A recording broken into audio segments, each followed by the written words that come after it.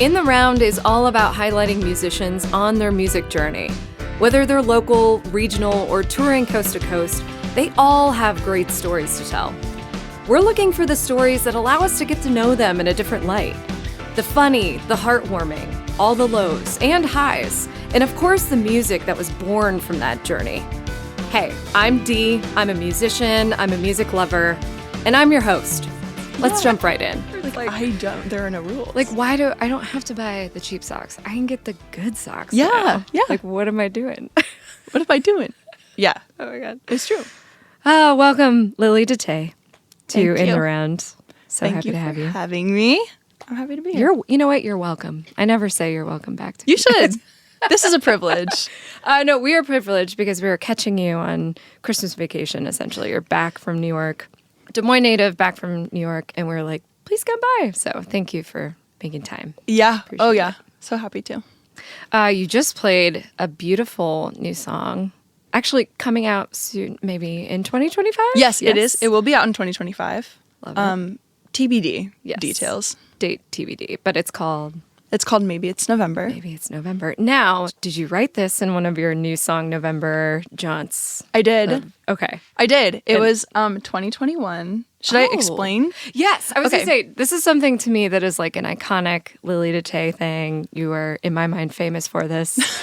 It's because it's like Song Olympics to me. Like you work okay, I out. love that. It's like an exercise. It's like calisthenics for Yes. an artist. Because tell our listeners about New Song November. It is. I love Song Olympics. Song Olympics. Yes. It's a great way to say it. Yes. So this was the 8th year. 2024 was the 8th year of New Song November. And it's a challenge that I began my sophomore year of college. And I just wasn't writing as much as I wanted to. And so I decided to write a song every single day in the month of November. And at the end of the day, I would live stream it to keep me accountable. Because real talk, I wouldn't do it. Oh, no.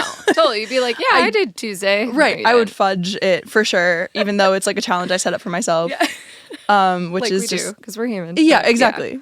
Which is just what it is. Yeah, that's a key piece though, because you actually do Facebook Live. Like it's not even Yes. like you recording a video that maybe you'll post later, because you could even Right. get out of that. True. Technically. So it's like Yeah, it's Instagram, it's Facebook Live. And so I've been doing it for 8 years.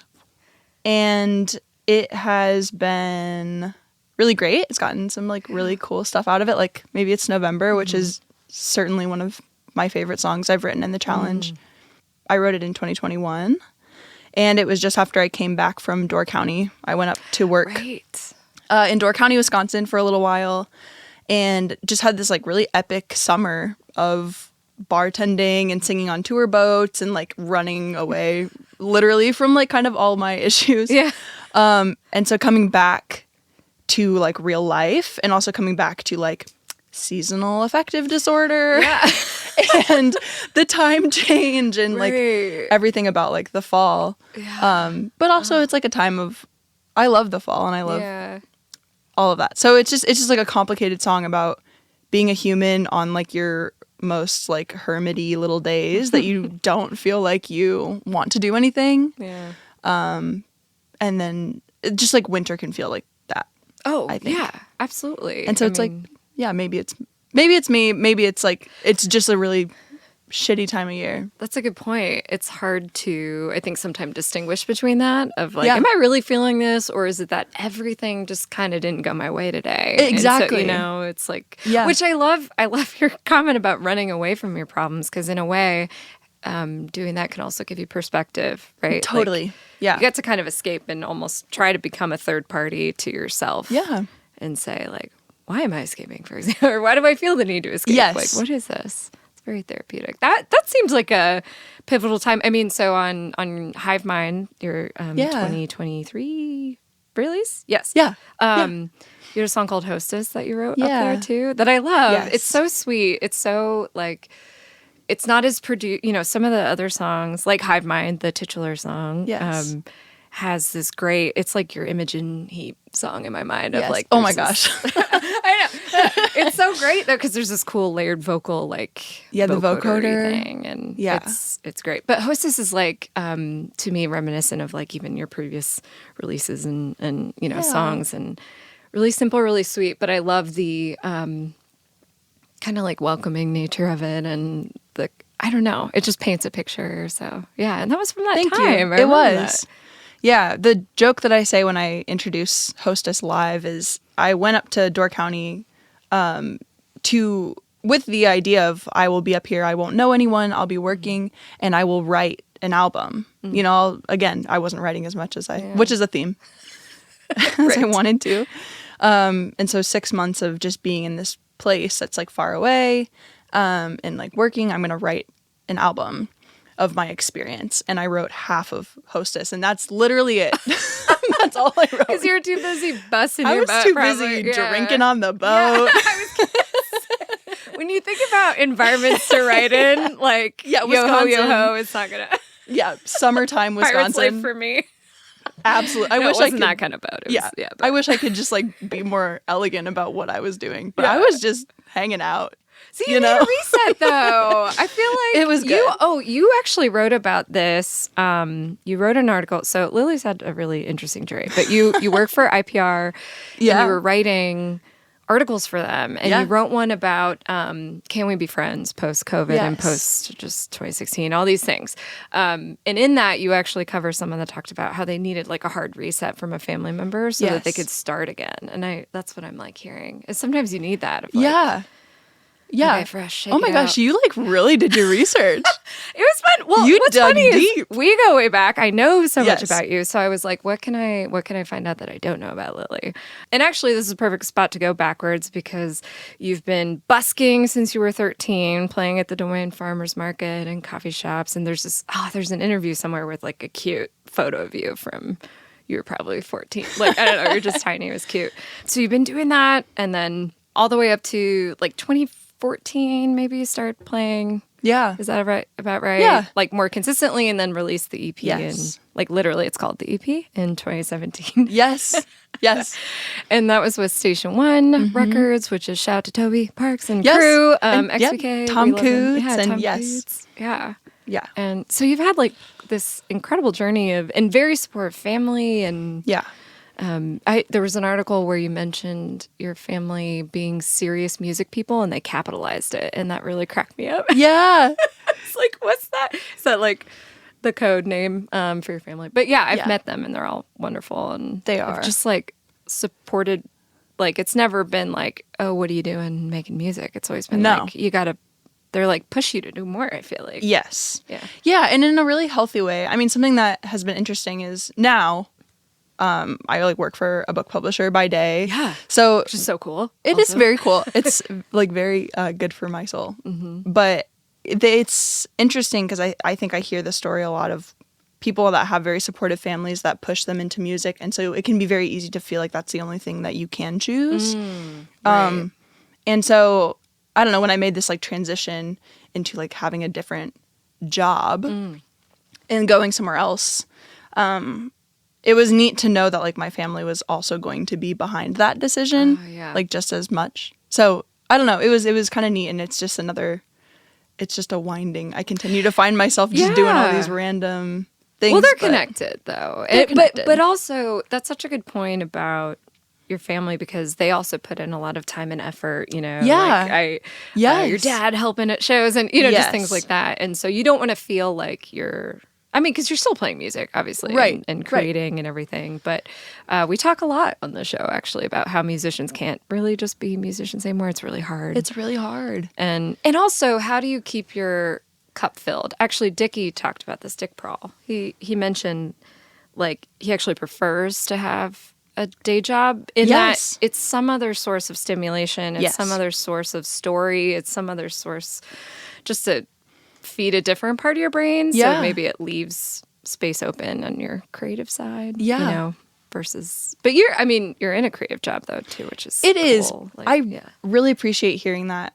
I appreciate hearing it more, and I hear it more now, which is great. But I feel like, especially when you are growing up and you want to be a musician or you want to work in music, there's one thing. And like if you're not Taylor Swift, you're done. Exactly. Like, that's it. And if you don't want to like eat, sleep, drink music all the time, and none like, all your friends aren't music friends and all this stuff, it's like, well, how bad do you really want it? Right. Yes. I really relate to that. I mean, again, I've been where I've never gotten to go full-time music. But I think you and I share the thing where you can't not do it though. No, you it's gotta true. do it somehow, otherwise, Right. Yeah, it'd become like a big tumor or something. It would. And it would just fill up and weirdly explode at one point. Yeah. Probably in a horrible, bad spiral Really. Door County situation. I'm just kidding. She's back on the boat. Get her. That's so funny. I think it's but so true. cool. Yeah, and I think that's why I love to see, like, even as you're in New York, you have this really cool job, which also facilitates kind of a different kind of art, but then you're still performing, collaborating with different people. Yeah, it's really all cool. It's all good, and it's just like another. I don't know. I keep like learning how to go into like the next stage of my life and not feel guilty about the fact that it's changing. Yeah. And I just think that was like a really big. That was a big thing for me for moving. Is like realizing that it's going to be completely different, but it doesn't make me any less of an artist. It doesn't make me any less of a musician. Mm-hmm. That's so true. And I just feel like that's got to be more universal than it is talked about. Like you can't, it's hard to be a full-time artist in this economy. Yeah. In this world. My friends and I always say that, like, what? In this economy? Yeah, literally. Yeah. Where? How? Yeah. Maybe Des Moines. Right. Maybe. But even then, we have the struggles here. You know? Oh yeah. I think it's interesting too to see, again, the crossover. Like, so as much as maybe you don't get a tour as much, but there is still lots of opportunity to play in so many different venues in that area. This episode is sponsored by Midtopia in Wichita, Kansas, the heart of Elsewhere. Midtopia is a nonprofit focused on strengthening the indie music ecosystem by connecting, educating, and empowering independent artists and workers, and providing opportunities for professional development. They're revolutionizing the music industry by supplying artists with resources and practical tools to support their career and help them realize their creative potential. Find out more and discover new artists you'll love at midtopia.com. That's MIDTOPIA.com. But also something I love, there was someone that reached out, Amanda Tate, right? Who did a video for your song Westbound, which was on Hive Mind, again, one of the most recent albums. And what I loved about that is there was an interview where you said she actually reached out to you. Mm-hmm. And I thought that was just really cool because it was connection through art. And again, it's kind of using her visual art and or their visual, I shouldn't assume. And then, like mixing it with your song, and your song was kind of about like finding yourself, but also you're still there while you're on that journey. It was kind of interesting. Yeah. The fun thing about Amanda is she actually is the aunt of one of my best friends. Oh my gosh. So we had this connection anyway. And I've always admired her art. And we've always worked in similar spaces. Like we have been around Des Moines, together. And I've like been to her house on New Year's, One of those. Yeah. But yeah, so she was working, she was doing a class and she needed to make like a video and she wanted to do a song. She's like, who do I know? Yeah.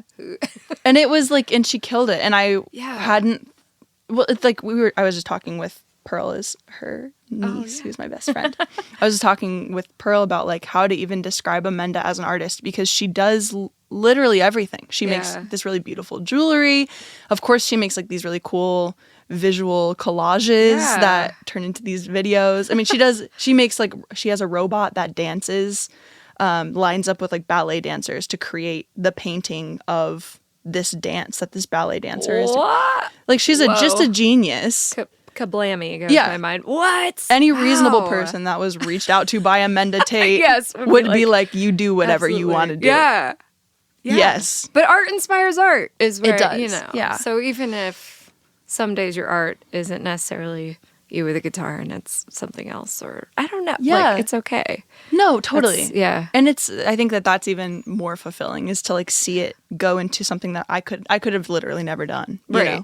It's kind of like when people talk to you about, oh, this song that you wrote means this to me and this is why. And you're like, oh, I wasn't thinking about that at all when I wrote that, but yeah, I think that's always amazing. These new lives that they get to like live. Yeah. That's really cool. There's a fan of the host country, shout out to Duncan, who one time we were playing a show that he was at, and he was talking to us about like, so that first album is like a concept album, right? And he went through this whole story, and we were like, what? Like in our mind, we're like, no, these are a bunch of unconnected songs. You're like, totally, that's exactly people. it. Yeah, and you cracked it. We're like, you cracked the code. Yeah, no, it's just it's like. I think that's something that I love about music, and yes, I mean any art as well. Paintings, you can see that, but music especially is what fills me up, and what there's connection and also variety at the same time. Yeah, and subjectivity. Mm-hmm. It's something different to everybody. Right. Yeah, I love. I usually like to start off by talking about what your music sounds like, just in case people don't know you. And what I love is there's. Lily DeTaeye, alt rock, folk, pop. I put pop with all the feels. Very lush sounding. I said you're the love child of Sarah Bareilles and Katie Tunstall and Missy Higgins, who I know you love. Oh my God, I love her. Yeah, I hear that. I love like, all combo. of them. Yeah, like amazing. You've got this new old soul thing to me, where like you're saying new things, but sonically have this great. Call back to that.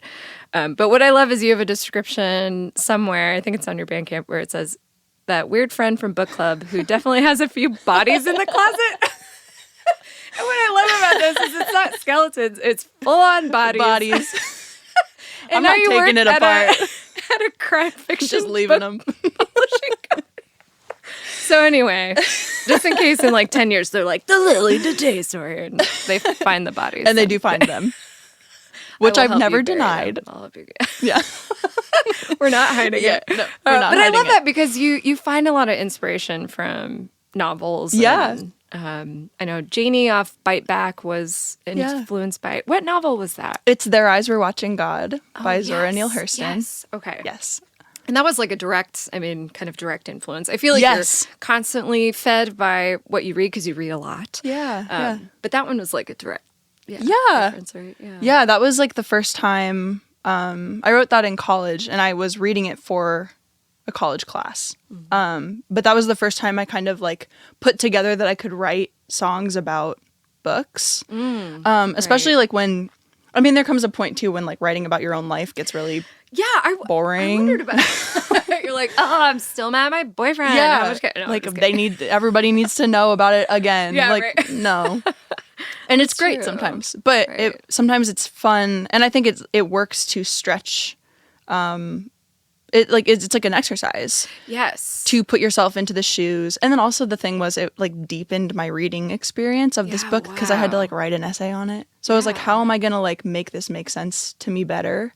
Yeah. And so I just turn in the song. You're like, here you go. This is it, actually. You're welcome. Done. I should have. That would have been awesome. I said 3,000 words. You're like, look, a song says more. Yeah, it's 3 minutes. How about that? I love that. Yeah. Yeah, it's trying on someone else's shoes and yeah. And it feels kind of like a fun little like cheat code a little bit. Like you just get to inject and what better what's the word? Like method than a book where there is no audio like output, there is nothing. It's like everything that you can put onto it yourself. Right. You just have these words. And it's like you want to make the character who you want to make them in their situation, and maybe you are able to find like a deeper connection. And so it's a thing. Yeah, it's something I've like carried with me since then, and it comes very in handy for like New Song November. Yeah, no kidding. When you gotta crank one out every day. Single day. That's 30 songs, people. It's 30. Let's not. Yeah. Let's forget that. It usually ends up being like 27, but well, you got we're human. Thanksgiving in there. We're human. Yeah, that's fine. I mean, it's still a ton. And going back to that, I did want to ask when a song makes a cut. I mean, because they can't all be winners, right? Or a lot of times, is it that they just live in the vault for maybe later? Yeah. You don't always write, like sometimes it's a chunk. It's like 2.5 minutes or something. Right. It's not always like a 10-minute full thing. Yeah. But it's like, here's the concept. And yeah. I feel like some days it's even like, I'm doing my laundry and I don't know Literally. Yes. Yeah. That's true. Yeah. Yeah. They live in the vault. Then, the idea is then like throughout the year when my life is like a little bit busier or whatever, but I want to go back and touch writing if I can't like write a full song. I'll like have these like little starts. So it really has kind of turned my writing process into where I used to sit down and like write something whole. Wow. Yeah. It's allowed me to like kind of come back. And then New Song November is also a thing where earlier in the year I probably started a few things and then didn't have the time. Oh, yeah. Knowing that I could go back in November and finish out those. Or, what a great way to jumpstart yourself, too. Because, like, I would imagine November 1st, you're like, oh, crap, here we go. Like, it's like you're looking up at the hill. Yes. So it'd be helpful to have a little momentum of, like, ooh, I'm going to re-workshop something. Yeah. Or revisit a feeling that you Yes. had earlier in the year that, you know, maybe that feeling got resolved or that thought got resolved, but you can kind of revisit that and re-tap that emotion. I always like doing that, of kind of living in, like, what if this went actually horribly wrong instead of the way it went or something. Ooh, that's interesting. Yeah. Kind of like, I like that. maybe it's a bit defeatist. I feel like if people listen to the songs that I write, they would be like, wow, are you and your husband okay? But a lot of times it's like, no, we're actually totally fine. We're very happy. I just like exploring all these stupid thoughts that I, you know, like my own, a lot of times it's my own insecurity about a situation. Right. The situation doesn't actually turn out that way at any capacity, but I go, whoa, what a crazy feeling that just was. Like, Yeah. Yeah. But this is like kind of like your own fiction. yes. You know? Yeah. But like it's It is you. that. So it's not Right. even like a book. Like it's like your own Right. stories, which is really cool. Yeah. Oh, thanks. Oh, geez. So anyway, back to me. Yeah, you're right. So No. I think that's why, like, personally, you inspire me, that you bring in like different literature and different concepts like that. Like, I feel like I actually think you do a good job of not always writing about your own life, but I may just not always know when it's fair. about your life, you know, specifically.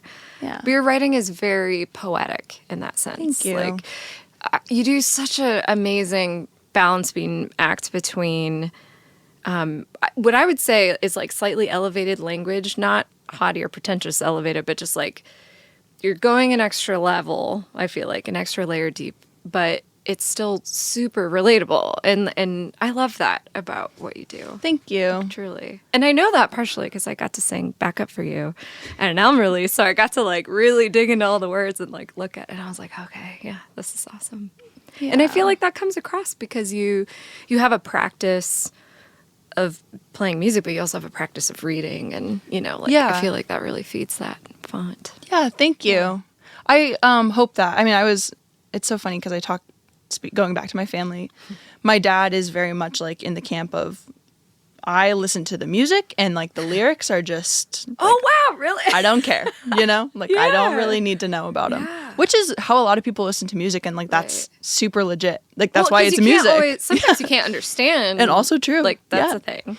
And then you gotta, or you know, they're saying something and you're like, whoa, what? I gotta read what they're, Yes. Yeah. But that's funny. It is. I'm kind of that way too. I must say. And it like I totally really makes sense because that's why it's music and not like poetry. Yes.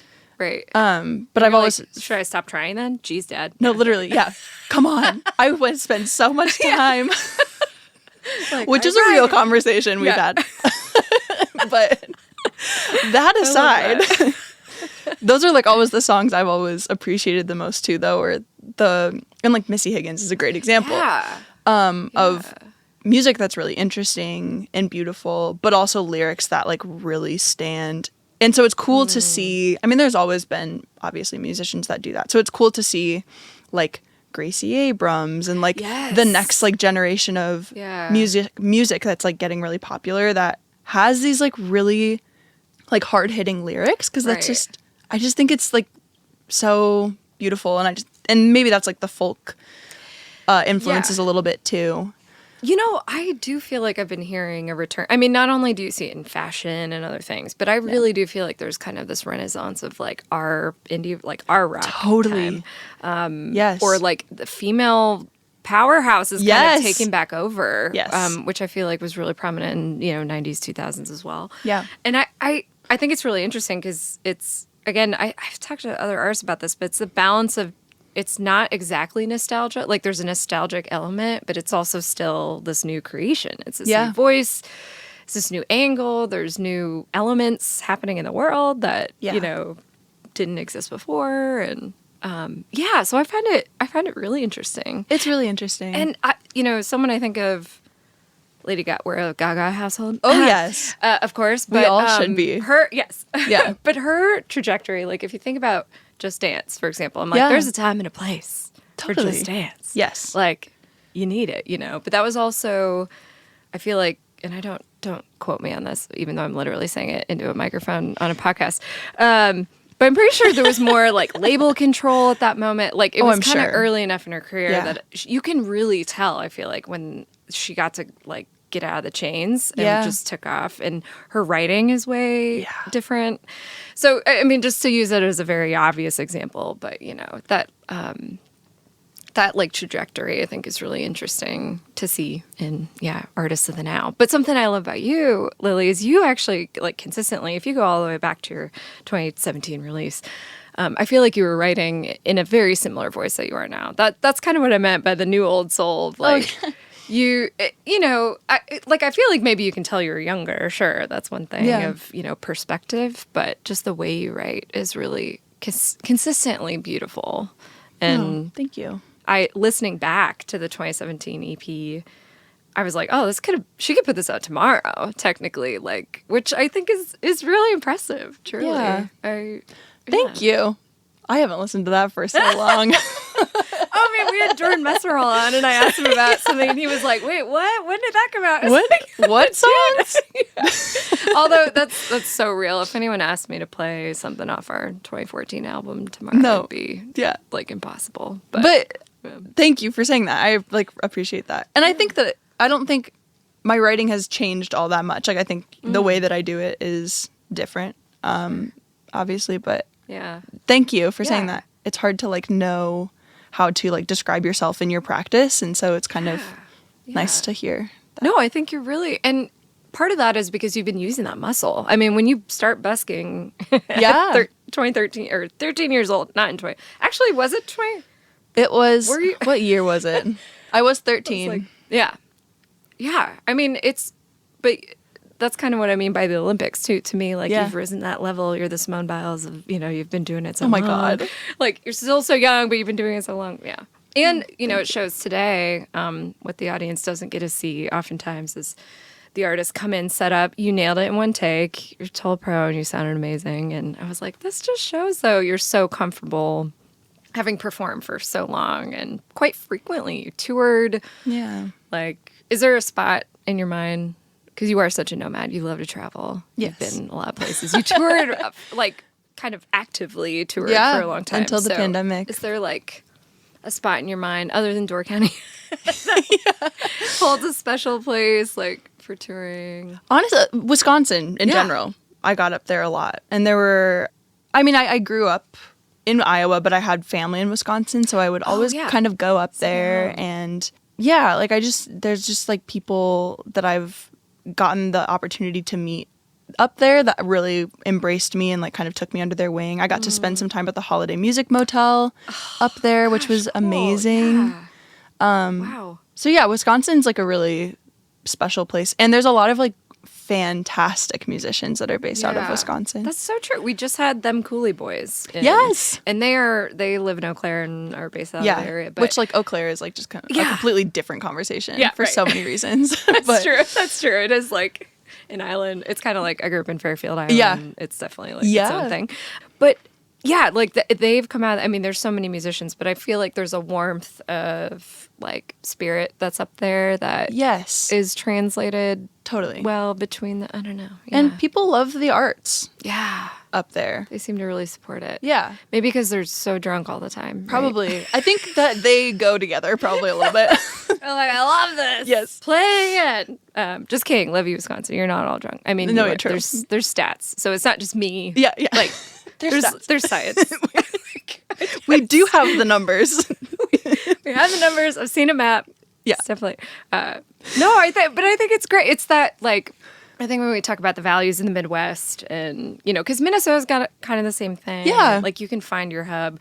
We've had so many Iowa folks, like, transplant themselves up to Minneapolis. Yes.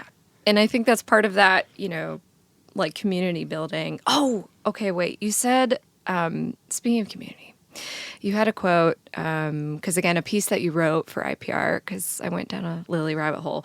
You were writing about a book that was talking about music genres, and I can't remember the name of it now.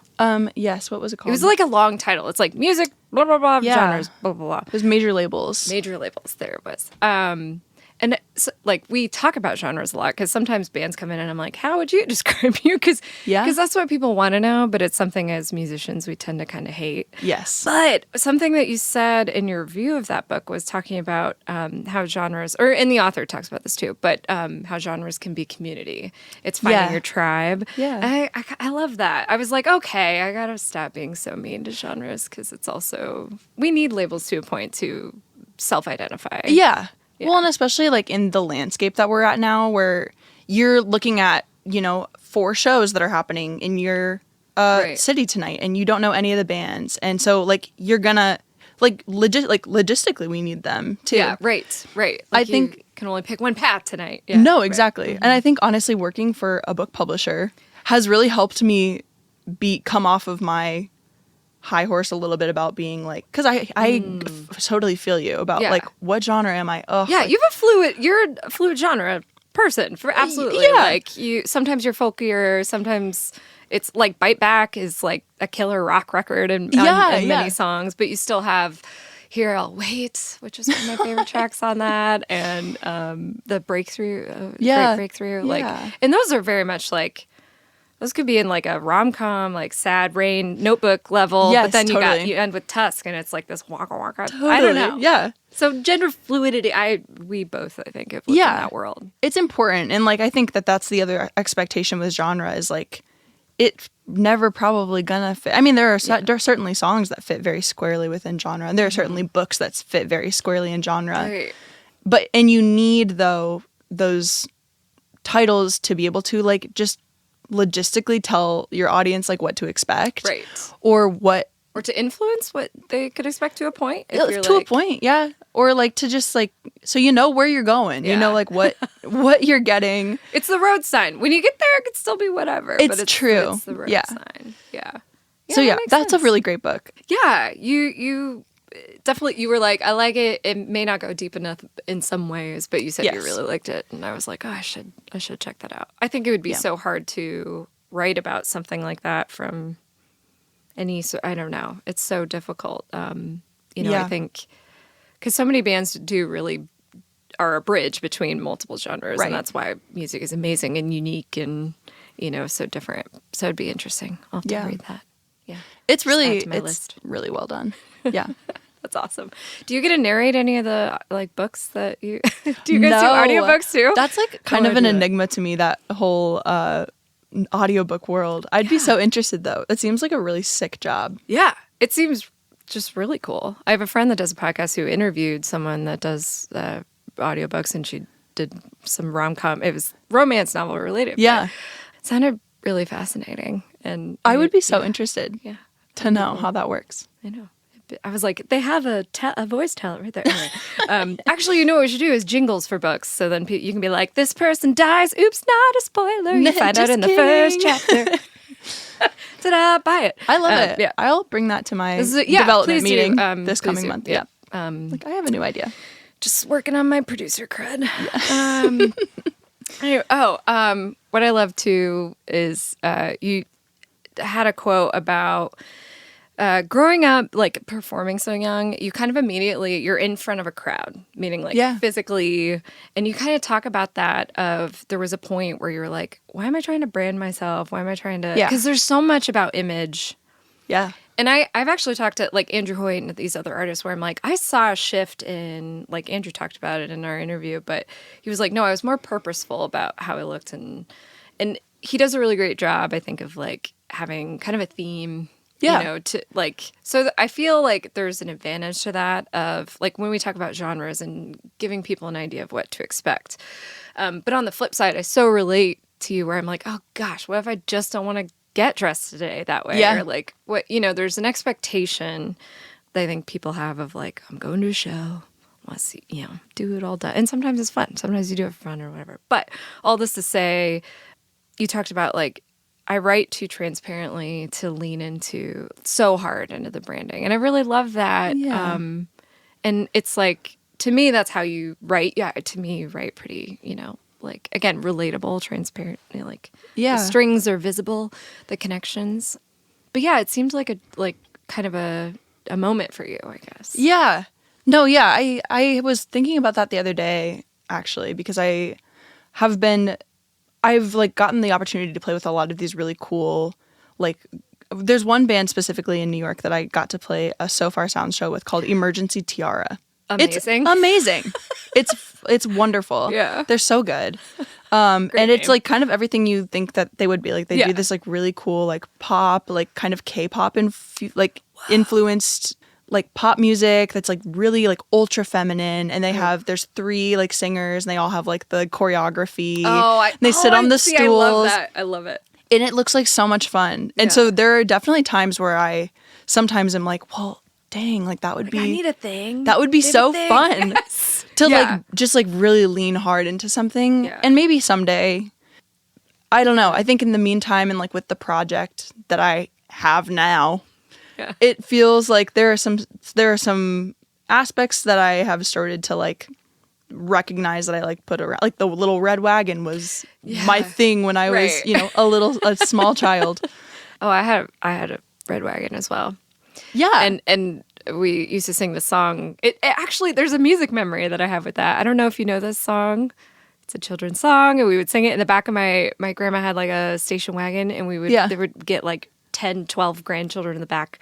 It would be on our way to a band concert in Fort Atkinson, Iowa. And we would sing, I'm gonna ride in my red wagon, wheels are broken in the axle sagging. Yes. Hey boy, hey girl, a little bit louder and a little bit worse. And then you get louder and louder, and then you get quieter. Okay, anyway. That's so cute. I just took you all on a red wagon journey. But I don't think I had those lyrics. We Maybe should I just forgot record it. them. We should drop that. We should drop that it. track. Okay, I'm just kidding, but it's cute. Drop that track. That's what 2025 needs. Yes, a red wagon. I think so. I'm on it. Yeah, but sorry to interrupt you. No. Random tangent It's memory, just, but. it's hard. I just have a hard time. I can really like identify. And like when you're talking about Andrew Hoyt, like I totally know exactly what you're talking about. He's like a mid-century modern man. I don't know. And also he is like a marketing genius. Yeah, so like we need to say that too. And his partner has been helping him with that a lot. True. Yes, to his girlfriend. But yes. So it's just, I don't know. That's like limbo, I think. I know, but that's what I love is like, because there's moments like, to me, it's a very real thing. Like, that's how I feel, too, is I have certain bands, like, contacted with, like, that I like to dress up and do the thing, and it's kind of a, not necessarily a persona, but it is. But to me, all of it's still personal to a point. Well, right. And it's, the music's coming from you, and, like, I don't ever wear or, like, say anything on stage that I would just say. Not say or, like, wear. Right. And so maybe that's, like, what it is, really, is it is just... It is just me. There's not really a character. There's not really a thing. Right. Like, we're all the dichotomy of ourselves in that you had this quote about, like, I love to travel. I'm the nomad. But also I love being home with my dog and a glass of wine. And I was like, yeah, girl, preach. Like, I have a cat. But yes. Like, and, like, don't we all, though? Yeah. It is just everyone. But also the feeling of being on stage is, like, there's nothing else. There's at the nothing. Same time. Yeah. It's the drug we're all addicted to. That, it is. Is just infectious. And I think part of that is because you're like, here I am. Like, here's me. No, really, it's me. No, I'm telling you in song, it's me. No, truly, like, this is it. Yeah. Your, like, most true self. Yeah. Yeah, which is cool. And I don't know. That said, someday, if I ever just come out with, like, just like a bright pink plastic I'm here suit, for it. Yep. Just be ready for it. Because it looks like so much fun. I will be doing backup at that point. Yeah. No, well, obviously. I just got to play a holiday show with Nella Thomas, who yes, you know as well. And she, like, they do the stage up all, and she's got these insane sequins Santa shoe boot thing. It's just so cute. And she did a costume change, and I was like, I'm so here for this because it's so fun to like lean into the showmanship of it sometimes.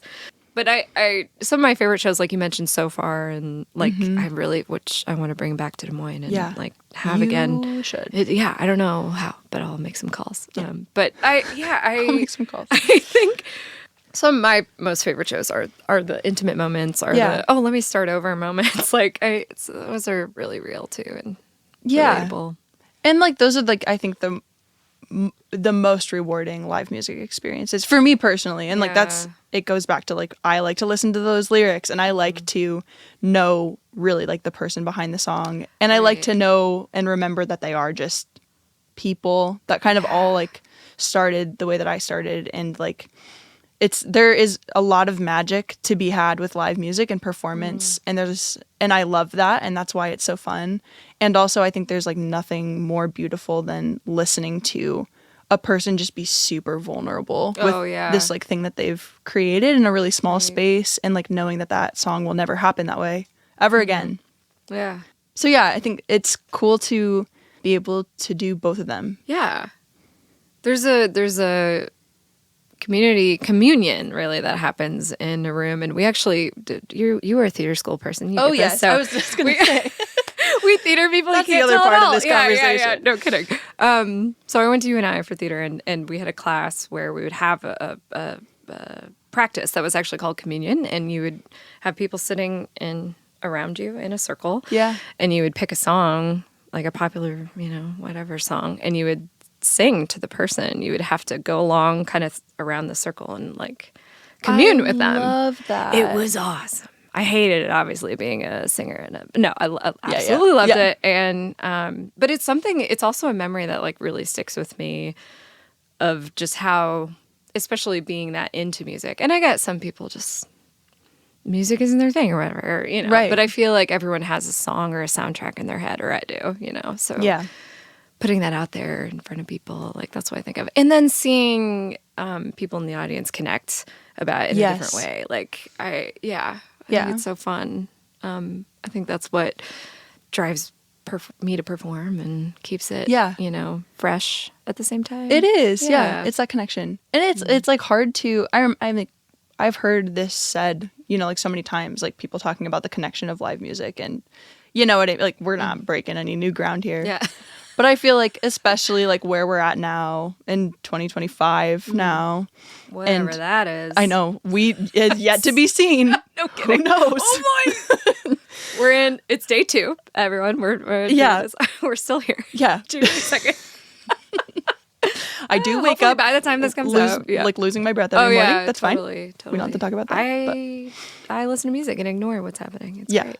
Yeah, I think to a certain point, like that's kind of actually. This is my wish for you. I've been saying this. May 2025 be uneventful. Yeah. Right. Yeah. Yes. That's the best. Filled with events, but uneventful. But ultimately, just kind of a wash. Right. That'd be great. Knock on. Yeah. Knock for on my the table. Shoot. Whatever. Diana, damn it. No, I do. You're so right in that we're not talking about anything new, but I think that speaks to the longevity of why music is so important, totally. and why the arts are important.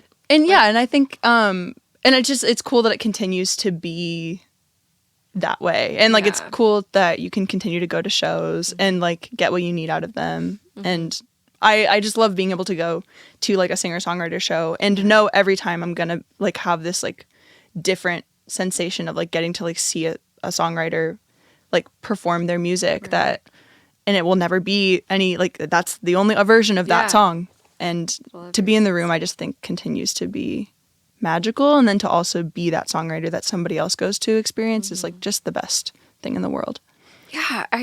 The times we live in, having so much access to content is so great on so many levels. I mean, I always joke with my husband, like, here's a cat video, here's why I love the internet, but then other days I'm like, I hate it. Because it is easy enough to just stay on your phone and watch videos that way and see people perform, but it's absolutely different. Yeah, being in the room where it happened. And this is my like we push. will die on this. Hill. Like go see live music. Yeah, and go see your favorite like big artists, like but go spend less money. Spend way also less. Find your new favorite and go to a small room and just like really like be there for it, because they're truly like, there just isn't anything like it, and it's in the mistakes, and it's in the like, it's in the, you know, when the mic squeals a little bit when they're first getting the sound, and it's in like your watery ass drink, and it's in everything, but it's like that's why there's just like a lot of magic there that is, I hope that we're getting back to. Yeah, I feel like I'm seeing a return to some of that. And, you know, unfortunately, we lost a lot of venues because of 2020 that's so real. And things like that. But then we were just talking about you came back to Des Moines for holiday break, and you actually played a show at a venue that's a new venue that's not even a music venue. It's just like an event space. So I feel like it's kind of like how weeds will grow even in cement. You know, like it'll find a way. It will. I'm hopeful for that. Hopeful in that, not even just here, but like everywhere we see people coming back out and putting the phone. I mean, I'm on my phone all the time. I'm not trying to shame anybody about phones. Like we unfortunately can't live without them. It's just not a substitute. Yeah, absolutely. I think like it just was really, if you were like listening and you wanted to go to a show and you talked yourself out of it, because I've been there. Oh yeah, that is me most of the time. Because you look down and you're like, I don't want to put on real pants. No, Again, I'm not doing it. Which, fortunately, we don't really have to wear real pants. No, you don't. Anymore. Don't wear real pants and go to the show. Anyway. No one will care. Yeah. The artist will be so grateful for that. Yeah, even in your sweats. Right. Probably especially. Probably, yeah. They'll be like, we know how hard it was for you to leave, and we appreciate it. Yeah. We can see visually that it was difficult. It's true. We're all getting that from you right now. It's true. I love that. Yeah. Well, so you're going to be putting out new music in 2025. Yes. And you mentioned, so the song you just played for us, Maybe It's November, is 2021, like previously written, but do you have stuff that's like looking ahead, or what are you writing about now? Yeah. So this year, I am like so thrilled to say that I think that this was like our best year of New Song November ever. I was so proud of like everything, and which never happens. And of course, like there were like a few duds in there because that's inevitable. Right. So much so to the point that I like played a little birthday show in New York City, and I played like all my favorite songs from New Song November. Wow! And it was like the first time I've ever done anything like that. Yeah. So I am very. Did you have everything memorized already? No. Okay, I was like, you had to use a notebook, right? I did. Like, girl. No, I wish that would be really cool. Yeah. No. No, I love that idea of like fresh. It was really material. And it was cool. And I think for a long time I've been kind of recording old songs that I have played a bunch and like know the reception and know, I mean, as much as you can, and know like what I want it to sound like. And so it is very exciting to now have like this batch of new songs that I really like, and a lot of them going in very different directions that I'm excited to explore. So yes, there's new stuff. Where and when and how it will be recorded and released is kind of all still. Obviously, we love Golden Bear Studio, so probably totally. Shout out to, they're like a sister, like weird cousin that we hang out with. We love those guys. Yeah, Brian's amazing. Brian's fantastic, and Hive Mind you recorded with Brian, and something I love about his production is like everything's always really lush, and you're already that way like naturally, I feel like, so that's something that I love. Because as you know, I love to sing harmony, and I'm always like, yeah, she stacked that 5 times. Like that's what I love. You always like scratch that itch for me. Well, it was there it is. So funny when we were singing, when we were listening back to Maybe It's November, you just hit all of the harmonies that are already on the recording. I was like, Diana already knows. There she is. I'm like, here's the low, here's the high. She's got it. Oh my God. It's just like how I operate. It's so annoying, but I love. No, it's not. It's beautiful. You have the track, What We Do. That one in particular, you stack like 20 harmonies on it, and it's so great. You do this like crazy high, run, and it's really beautiful. No, thank you. I love that one. No, Brian is amazing. So obviously he will be a big part of these new songs. But there are some that like go in some weird directions that I am gonna kind of start playing around with a little bit and seeing where we take them. So. I can't wait. I am so thrilled. Me too. We're gonna do that little collab. True. TBD. Well, that too. Secret collab. Secret collab. If you see, no, we really do need to. No, we will though. Yeah. We will. Okay. We're shaking hands mentally right now. Officially, we don't have to. Brookside. It's real. Yeah, we don't. I love it. Lily, thank you. Thank you. This I is love wonderful. talking to you. You're such a dear friend and just an incredible artist. And I love that I got to show that to the Trilix crew today, but also the world. We love sharing what you're doing and love the new tracks. Can't wait to hear the new direction. And Thank you. thanks for doing this. Thanks for doing this. Oh, absolutely. Couldn't not do it. It's great. It's great. Thank you. Thanks, Brooke. Safe travels home. Thank you. And we're out. And wonder why I'm tired.